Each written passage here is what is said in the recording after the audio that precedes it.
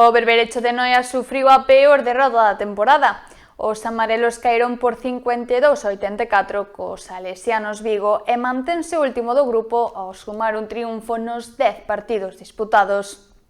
Esta campaña non está a ser a mellor do Berberecho de Noia. A pasada fin de semana retomou a competición e o fixo da peor forma posible, apañando a derrota máis abultada do que vai de Liga. Os amarelos recibiron a visita dos salesianos de Vigo, que atopou o oco na defensa local para gañar por 52-84.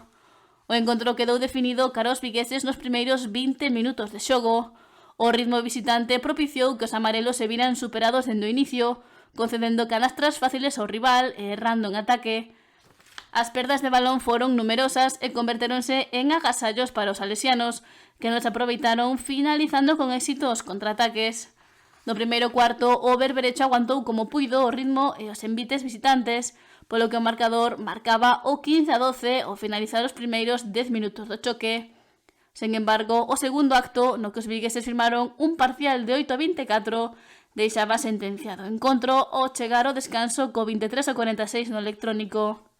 Os amarelos amosaron unha versión lixeiramente mellorada tras o paso por vestiarios, pero foi insuficiente para acurtar a diferencia que había no marcador, polo que finalmente o duelo rematou co 52-84 a favor dos salesianos. O juvenil Raúl Martínez con 14 puntos e o pivote Luis López con 10 foron os máis destacados do conxunto nollés. Agora quedan só 2 xornadas para rematar a primeira fase de grupos e os amarelos teñen un balance dun triunfo e 9 derrotas, polo que son os últimos do Grupo Sur.